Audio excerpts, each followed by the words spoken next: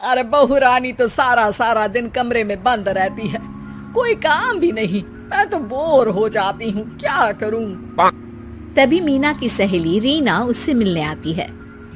अरे मेरे घर का भी यही हाल है, बेटा ऑफिस और बहू कमरे में बंद, समय काटे नहीं कटता। लेकिन अब सच मानो तो वक्त ही नहीं है कि वक्त से रोटी भी खा लूं।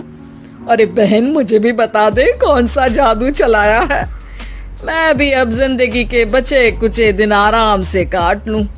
दीवारें देख देख कर तो बोर हो गई हूँ मैं। रीना मीना को एक स्मार्टफोन देती है।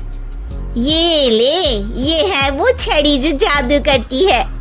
इसमें मैंने तेरा फेसबुक अकाउंट भी बनाया है, एंजल प्रिया के नाम से। बस अब यहाँ दोस्त बना और सबसे बातें कर।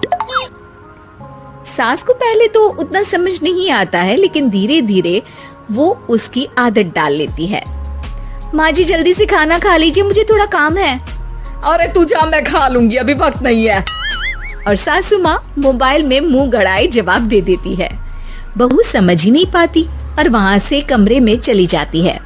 अचानक सास को किसी प्यारी पिंकी की फ्रेंड रिक्वेस्ट आती है। अरे वाह, ये तो कोई प्यारी सी लड़की लगती है, बात करती हूँ। सास फ्रेंड रिक्वेस्ट अपनाकर बात करने लगती है। अब क्या था, सास सारा दिन उस सहेली से बात करती, अपनी कहती उसकी सुनती। एक दिन सास फोन पर ही सरगड़ाए, अरे बहू जरा मंदिर के लिए थाली सजा दे, आज कीर्तन है। बहू फोन पर किसी को मैसेज टाइप करते कहती है, माँ जी क्या है, अब मुझे क्या पता कि आपको कौन कौन से भगवान की पूजा करनी होती है। तभी सास के पास कोई मैसेज आता है। अच्छा अच्छा ठीक है, रहने दे, मैं ही कर लूंगी। अब मैंने मना थोड़ी ना किया है, कर देती हूँ मैं। अब मैंने भी बोला ना कि थोड़ी देर में बात करती हूँ, तो मैं ही कर लेती हूँ, तू जा अपने कमरे में। बहू वहाँ से चली जाती है। सास मंदिर पहुँचती है और मंदिर की सीढ़ियों पर बैठकर सास फोन पर लिखती है, अरे मेरी बहू सारा दिन अपने कमरे में बैठी रहती है। वहाँ से रिप्लाई आता है, मैं आपकी बहू को तो जानती नहीं हूँ, लेकिन हाँ एक बात है, हो सकता है आपने उसे ताने दिए होंगे या फिर उसका दिल दुखाया होगा। ऐसा करने पर बहुओं का मन ससुराल से हट जाता है। याद रखिए, बहू और बेटी में फर्क होता है। सास घर जाती है और बहू से बड़े ही प्यार से बात करती है, उसके लिए खाना बनाती है, उसे गिफ्ट में साड़ी भी देती है। जिसके बाद अगले दिन, माँ जी चलिए आज मैं भी आपके साथ मंदिर चलती हूँ, आते वक्त भोले भैया के गोलगप्पे खाकर आएंगे। अरे हाँ बहू, ये तो अच्छा है, चलो। सास मन में सोचती है कि उसकी फेक बुक वाली दोस्त कितनी अच्छी है। उसके समझाने से उसे उसकी बहू वापस मिल गई। वो बहू को अपनी दोस्त के बारे में बताने का सोचती है, लेकिन फिर चुप हो जाती है।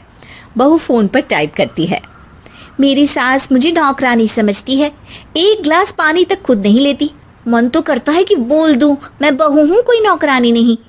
वहां से रिप्लाई आता है, देखो तुम्हारी सास को तो मैं भी नहीं जानती, लेकिन वो बुजुर्ग होंगी, पूरा जीवन उन्होंने घर गृहस्थी चूल्हा चौका में निकाल दिया।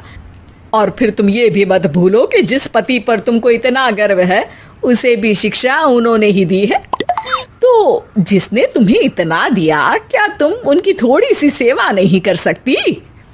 बहू भी अगले दिन से सास का सारा काम करती, उनके पैर दबाती, उनका ख्याल रखती, उनके साथ घूमने जाती।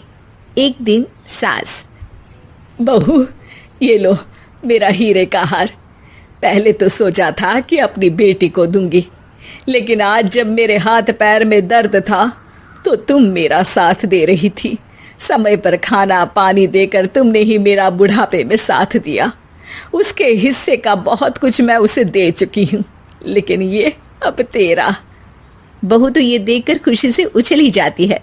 वो सास को गले लगाकर कहती है, माँ जी आप सच में बहुत अच्छी है, भला हो उस एंजल प्रिया का जिसने मुझे आपसे वापस मिलवा दिया, वरना मैं तो हमेशा आपको गलत ही समझती। मैं तो सोचती थी काश वो एंजल प्रिया मेरी सास होती। क्या नाम लिया बहू? एंजल प्रिया तेरी फेक बुक फ्रेंड है? हाँ माँ जी, वो बहुत अच्छी है, उन्होंने ही मुझे बताया कि सास की कीमत क्या होती है। अरे बहू, कहीं तू प्यारी पिंकी तो नहीं? जी माँ जी, मैं ही हूँ प्यारी पिंकी। क्यों? सास बहू को गले लगाकर कहती है। मैं भी यही सोचती थी कि काश प्यारी पिंकी मेरी बहू होती। शुक्रिया बहू। सासू माँ, शुक्रिया तो हम दोनों को फेसबुक और सोशल मीडिया का करना चाहिए, जिसने हम दोनों को एक दूसरे से दिल से मिला दिया। अब तक दोनों को समझ आ गया था कि जो खुशी वो बाहर ढूंढ रहे थे, सच में तो वो उनके घर में ही थी।